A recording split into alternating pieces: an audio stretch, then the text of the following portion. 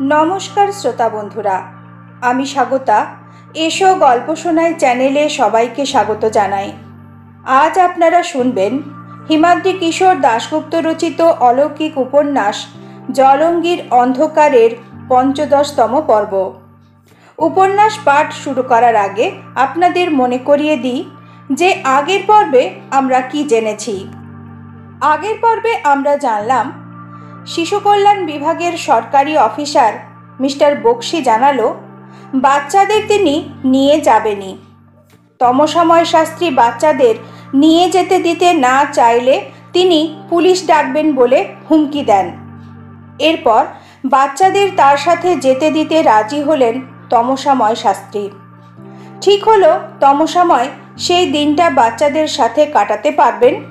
राते बाच्चादेर निये रওনা देबेन बक्शी। शेष दिन बाच्चादेर एकटू मांस खाওয়াবে बोले ठीक करे मल्लार ओ चूर्णी। सेई उद्देश्ये तारा बाजारे गेल मांस किनते। चलुन ताहले आज शुने नी आजकेर पर्वे एई उपन्यासटी कत दूर एगोय। शुरू करछि जलंगीर अंधकारेर ৫৫তম पर्व। आश्रमेर भितरे ढुके आगेर जायगाते गाड़ी राखलो तारा। बुनो सेखाने फिरे आसार पर तार हाथे मांसटा धरिए दितेई बुनो बोल्लो, जीवन बाबा बोलेछे राते मांस राधार जन्य। मल्लार आर चूर्णी एरपर एगोलो छेलेदेर थाकार जायगार दिके। सेखाने पौंछे दावाय उठे एगोतेई सामनेर घरेर भितर थेके एकटा छेलेर गलार शब्द भेसे एलो, ना आमरा कोथाओ जाबो ना। तारा दुजन गिये दाड़ालो से घरेर दरजार सामने। से घरे शुधु बाच्चा छेलेराई नय, सोहम आर तमसामयकेও तारा देखते पेल।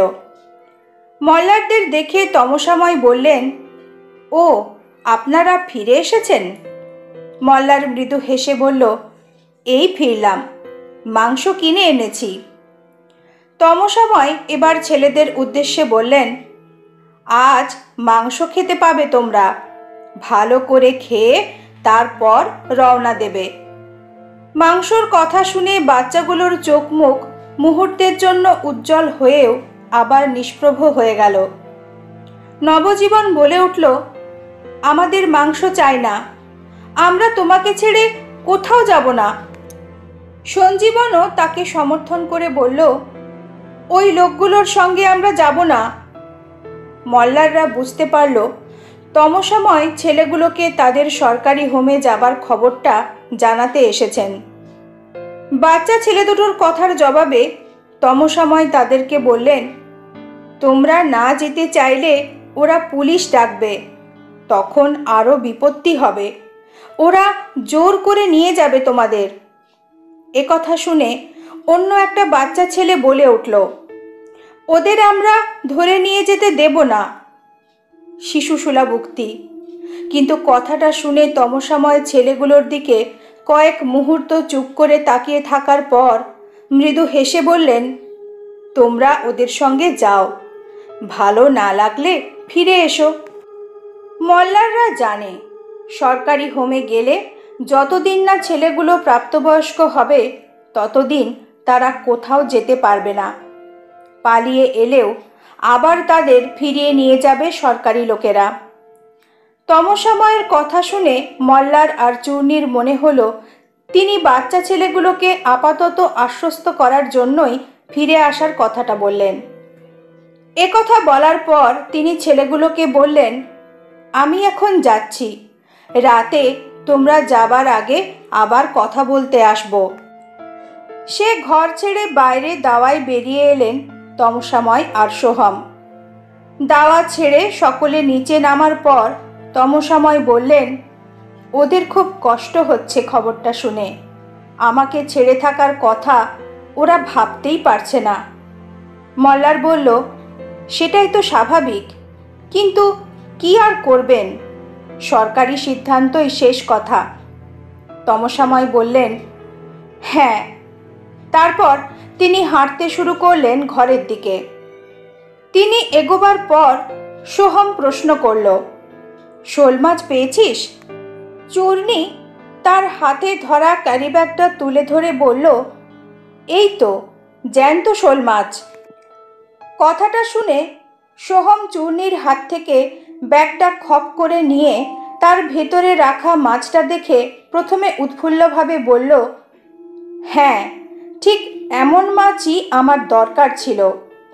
এ কথা বলে সে তাদেরকে বলল, তোরা এখন যা, আমি ছেলেগুলোকে বোঝাবার চেষ্টা করি, বিকেলবেলাতে আমি তোদের ডাকব। এ কথা বলে সে মল্লারদের তার সঙ্গে আর কোনো কথা বলার সুযোগ না দিয়ে দাওয়াতে উঠে পড়ল। অগত্যা চূর্ণীকে নিয়ে মল্লার তাদের ঘরের দিকে এগোলো।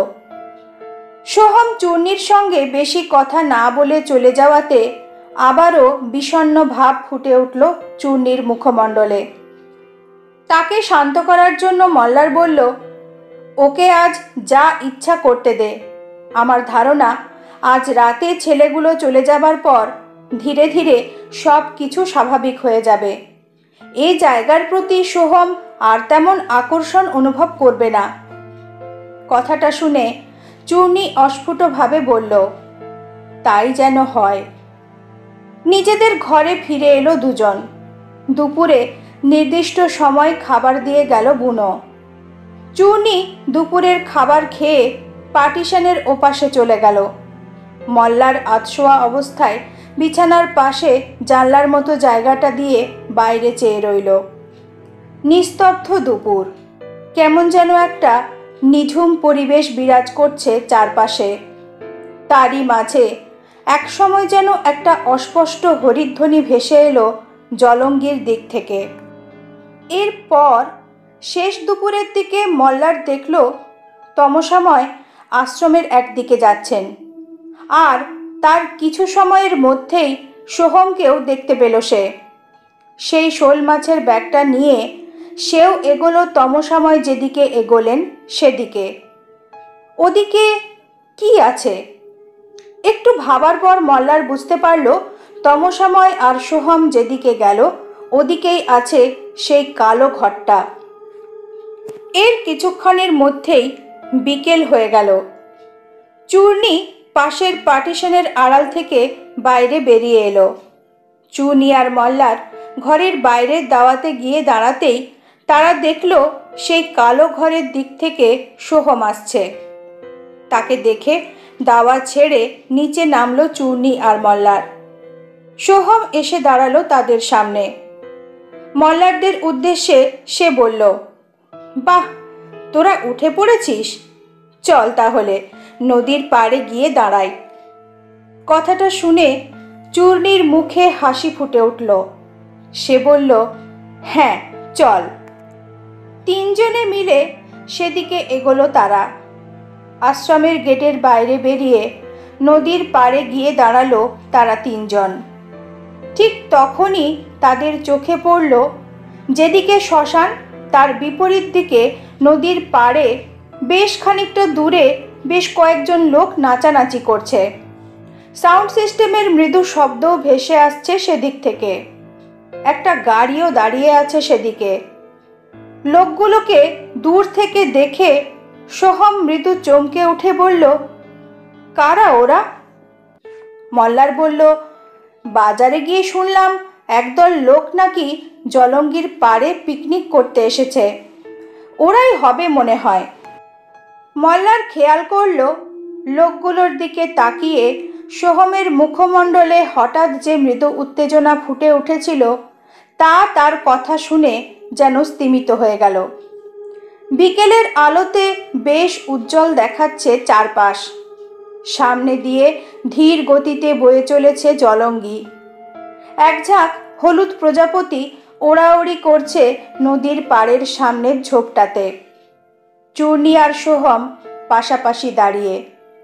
মল্লার দেখল নদীর বুকে দিন শেষের সূর্যের মায়াবী প্রতিবিম্বর দিকে তাকিয়ে চূর্ণী আলতো করে স্পর্শ করল সোহমের হাতটা। তা দেখে মল্লারের মনে হলো এই মুহূর্তে কিছু সময়ের জন্য তাদের দুজনকে আলাদা কথা বলার সুযোগ করে দেওয়া উচিত। মল্লার তাই তাদের উদ্দেশ্যে বলল, তোরা কথা বল, আমি ওই গাছটার কাছে গিয়ে একটা সিগারেট খেয়ে আসি। মল্লারের কথাতে সোহম বা চূর্ণী কেউই আপত্তি করল না। তা দেখে মল্লার বুঝতে পারল তার অনুমানই ঠিক। হবু দম্পতি এই মুহূর্তে একটু নিভৃত সময় কাটাতে চাইছে। মল্লার তাদের ছেড়ে কিছুটা তফাতে যে গাছটা আছে তার সামনে গিয়ে একটা সিগারেট ধরালো। সে খেয়াল করল সোহম আর চূর্ণী নিজেদের মধ্যে কথা বলতে শুরু করেছে, হাতে হাত ধরা দুজনের। পড়ন্ত সূর্যের আলো এসে পড়েছে দুজনের মুখে। মল্লারের খুব সুন্দর লাগলো দৃশ্যটা।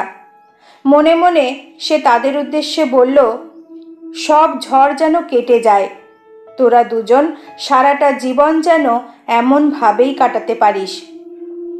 বেশ কিছুক্ষণ ধরে হাতে হাত ধরে কথা বলল সোহম আর চূর্ণী। শীতের বিকালের আলো দ্রুত আরও নরম হতে শুরু করেছে। একসময় কথা শেষ হলো তাদের। ধীর পায়ে তারা এগিয়ে এসে দাঁড়ালো মল্লারের সামনে। চূর্ণীর মুখে বেশ খুশি খুশি ভাব, সোহমের মুখমণ্ডলেও যেন বেশ একটা শান্ত ভাব। মল্লারের কাছে এসে উপস্থিত হওয়ার পর সোহম মল্লারকে বলল, সন্ধ্যা নামতে আরও কিছুটা দেরি আছে, তোরা গল্প কর, আমি আশ্রমের ভিতরে যাই। বাচ্চাগুলো তো আজই চলে যাবে, ওদের এই শেষ সময় একটু সঙ্গ দিই। চূর্ণী বলল, আচ্ছা যা। সোহম এরপর সে জায়গা ছেড়ে হাঁটতে হাঁটতে আশ্রমের ভেতরে চলে গেল। সে চলে যাওয়ার পর মল্লার চূর্ণীকে বলল, কি রে, ও কিছু বলল? না, তোদের হবু দাম্পত্য নিয়ে গোপন কথা জানতে চাইছি না। ও ফেরার ব্যাপারে কিছু বলল বা ওর অস্বাভাবিক আচরণ সম্পর্কে কিছু জানতে পারলি? চূর্ণী মৃদু হেসে বলল, ফিরে যাওয়ার ব্যাপারে সোহম মোটামুটি রাজি হয়ে গেছে, তবে ও বলছে যে কালকের দিনটাও ও এখানে থাকতে চায় তমসাময়কে সান্ত্বনা দেবার জন্য। আজ বাচ্চাগুলো চলে যাবার পর তমসাময় নিশ্চয়ই খুব ভেঙে পড়বেন। ও যখন ফিরতে রাজি হয়েছে তখন আর আমি এ ব্যাপারটা নিয়ে আপত্তি করলাম না। একটা দিনের তো মামলা। তবে ও হঠাৎ শ্মশানে মশানে ঘুরে বেড়াচ্ছিল কেন তা নিয়ে আমি ওকে প্রশ্ন করিনি, পাছেও রেগে যায় ভেবে। আশা করছি নিশ্চয়ই ও নিজেই মুখ খুলবে এরপর। মল্লার বলল, ঠিক করেছিস, ও কলকাতাতে না ফেরা পর্যন্ত ওর মন রক্ষা করে চলাই ভালো। কলকাতাতে ফেরার পর বাকি সব দেখা যাবে। মল্লারের কথা শেষ হবার সঙ্গে সঙ্গেই তারা দেখতে পেল শ্মশানের দিক থেকে বুনো আসছে। মল্লার আর চূর্ণীকে যেন খেয়ালই করল না সে। তাদের কিছুটা তফাৎ দিয়ে হেঁটে দ্রুত আশ্রমের ভিতর অদৃশ্য হয়ে গেল। চূর্ণী ঘর থেকে বেরোবার সময় গায়ে কোনো রকম গরম পোশাক পরেনি। আলো নরম হয়ে আসার সঙ্গে সঙ্গে জলঙ্গির বুক থেকে ঠান্ডা বাতাস উঠতে শুরু করেছে। চূর্ণী তাই বলল, চল এবার ভিতরে যাই, ঠান্ডা লাগছে। মল্লার চূর্ণীকে নিয়ে এগোলো আশ্রমের ভেতরে ঢোকার জন্য, কিন্তু আশ্রমের ভিতরে ঢোকার মুখেই পুরুষ কণ্ঠের কান্নার শব্দ শুনে থমকে দাঁড়িয়ে পড়ল তারা। বেশ কিছু লোকজন শ্মশানের দিক থেকে আসছে। তাদের মধ্যেই একজন বিলাপের স্বরে কাঁদতে কাঁদতে শ্মশান থেকে ফিরছে। কৌতূহলবশত লোকগুলোর দিকে মল্লাররা তাকিয়ে রইল। মল্লারদের কাছে এসে পড়ল লোকগুলো। দলটার সামনে একজন মাঝবয়সী লোককে ধরে নিয়ে চলেছে কয়েকজন, আর সেই মাঝবয়সী লোকটা কাঁদতে কাঁদতে বলছে, 7 বছরের ছেলেকে বাবা হয়ে নিজের হাতে মাটি চাপা দিতে হবে, আমি তা কোনো দিন ভাবিনি। আমাকেও তোরা শ্মশানে রেখে আয়। হৃদয় বিদারক দৃশ্য। অন্য লোকগুলো সন্তানহারা পিতার হাত ধরে তাকে ফিরিয়ে নিয়ে যাচ্ছে। ক্রন্দনরত লোকটা ও তার সঙ্গীদের পিছনে রয়েছে কয়েকজন বৃদ্ধ। তারাও একজন বিধ্বস্ত বৃদ্ধকে নিয়ে চলেছে। তাদের দেখে চিনতে পারল মল্লার। গঞ্জের চায়ের দোকানের সেই বৃদ্ধরা। আজ সকালে যে বুড়ো লোকটা মল্লারের ছোঁয়া লাগার ভয়ে বেঞ্চ ছেড়ে উঠে পড়েছিল, সেই বৃদ্ধও যেন মল্লারকে দেখে চিনতে পারল। মল্লারদের দেখে চাপা স্বরে সে তার সঙ্গীদের কি যেন বলল। চলে যেতে যেতে সেই বৃদ্ধর দল তাকালো মল্লারদের দিকে। শ্মশান ফেরত লোকগুলো চলে যাবার পর মল্লার আর চূর্ণী ঢুকে পড়ল আশ্রমে।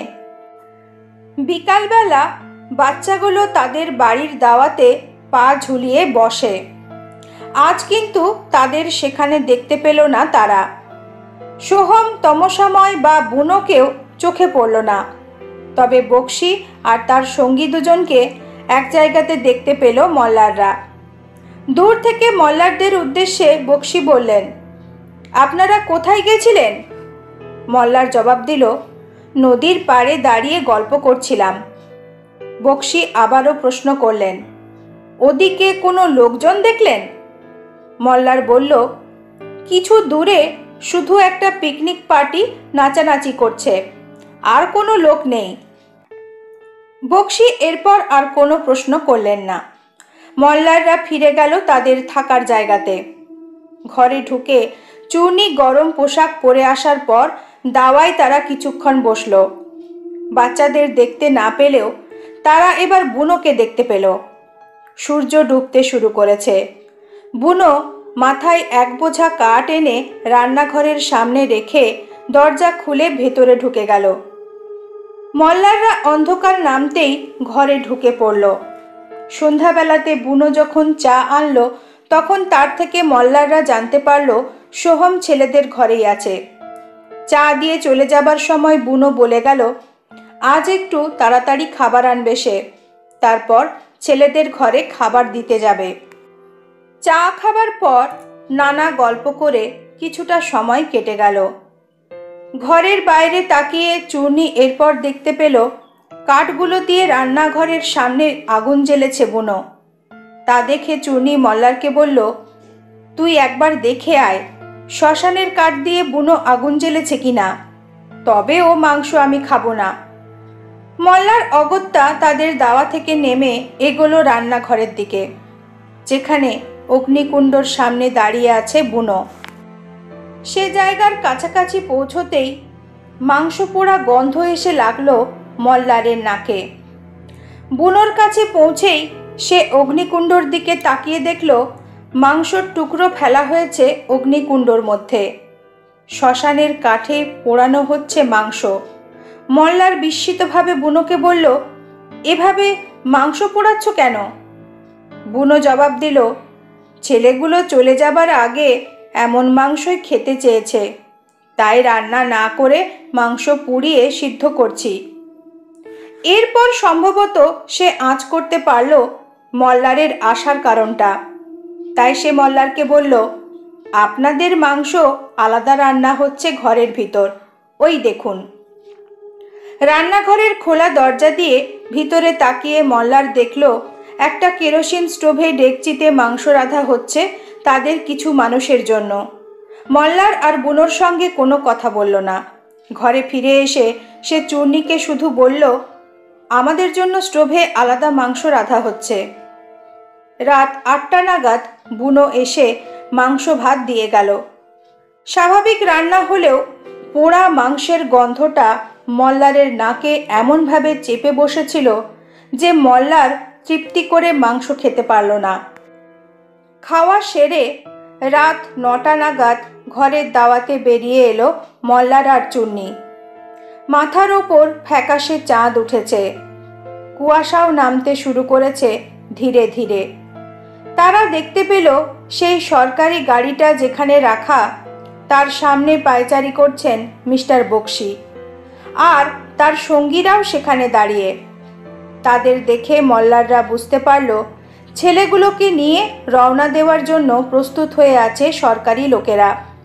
পায়চারি করতে করতে মাঝে মাঝে থমকে দাঁড়িয়ে ছেলেদের ঘরের দিকে তাকাচ্ছেন মিস্টার বক্সি।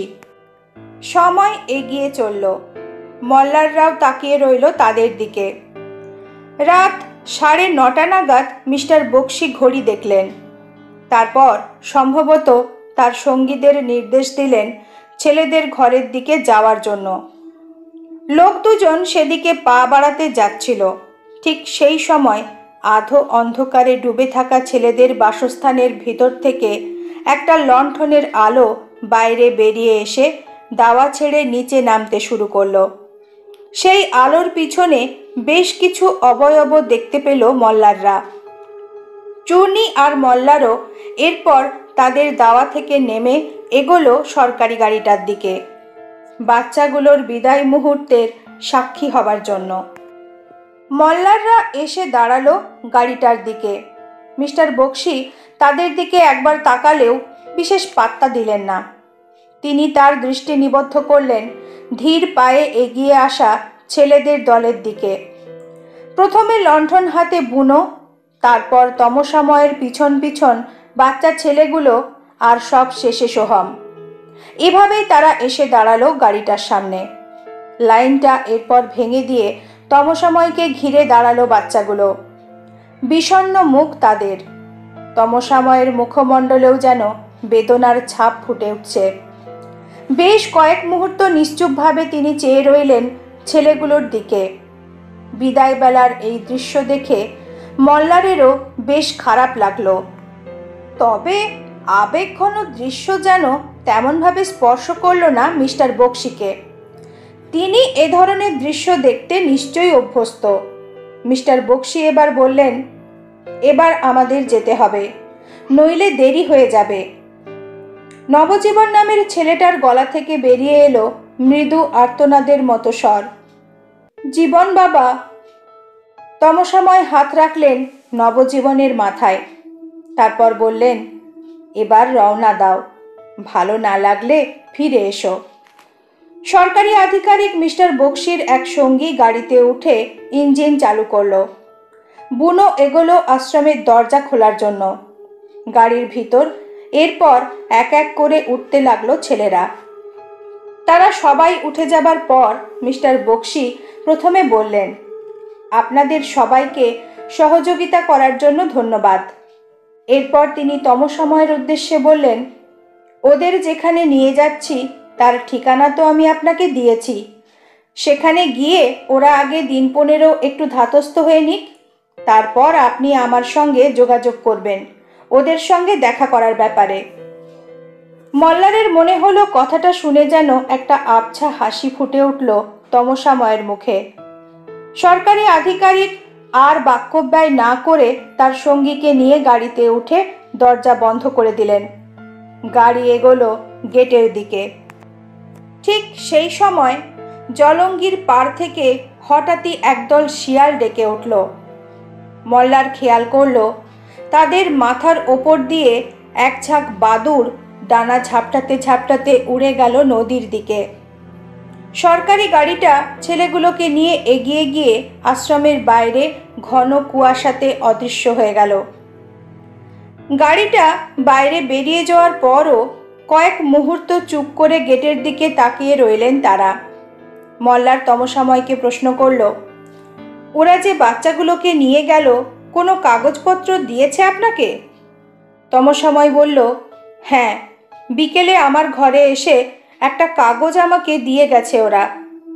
এ কথা বলে তিনি মল্লারকে বললেন, এবার আপনারা ঘরে গিয়ে শুয়ে পড়ুন, অনেক রাত হলো। এ কথা শুনে মল্লার সোহমকে বলল, তুই কোথায় শুবি? সোহম জবাব দিল, যে ঘরে আছি সে ঘরেই। এত রাতে আর আমার জিনিসপত্র অন্য ঘরে টেনে নিয়ে যেতে ভালো লাগছে না। জটলাটা এবার ভেঙে গেল। চূর্ণীকে নিয়ে মল্লার এগোলো তাদের থাকার জায়গার দিকে, আর তমসাময় সোহম আর বুনো এগোলো যার যেখানে যাওয়ার কথা সেদিকে। ঘরে ফেরার পর চূর্ণী পার্টিশনের ওপাশে চলে গেল ঘুমাবার জন্য। বেড়ে চলল রাত। ঘুম আসছে না মল্লারের।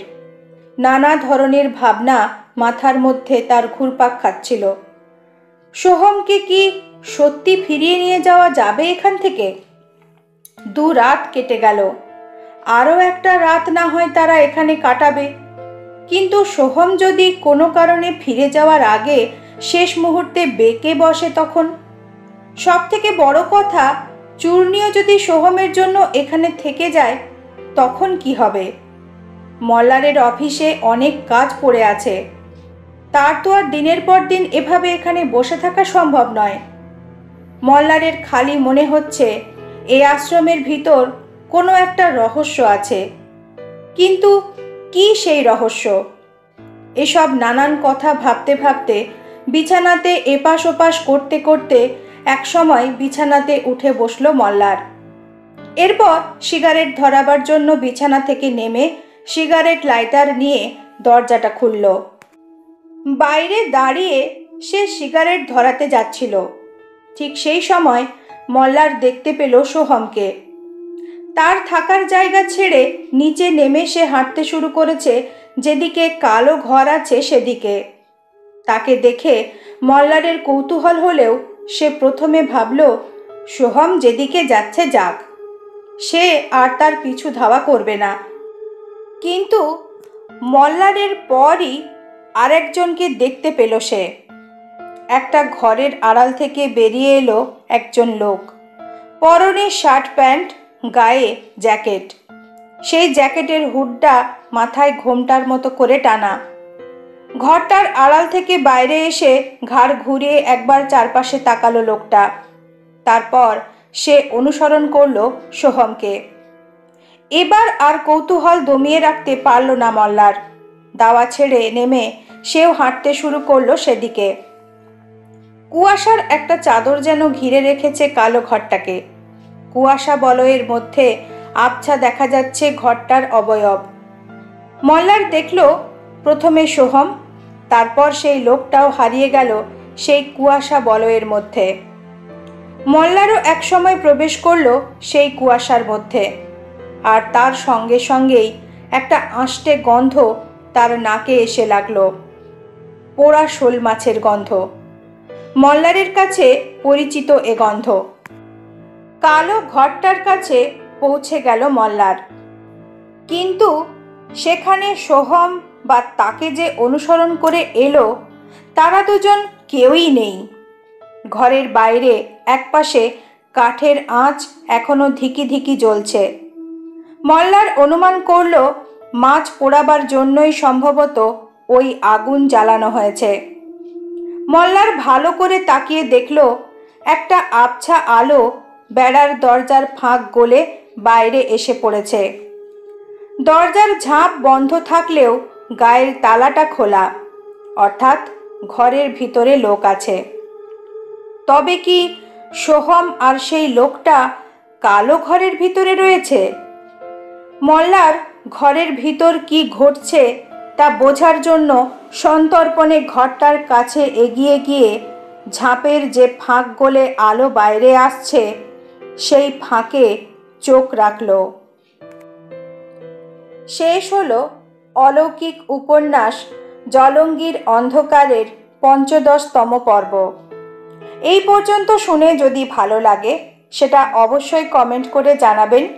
ভিডিওটিতে একটা লাইক করে দেবেন, আর যদি এখনও চ্যানেলটি সাবস্ক্রাইব না করে থাকেন তাহলে সাবস্ক্রাইব করে পাশের বেল বোতামটি প্রেস করে রাখবেন।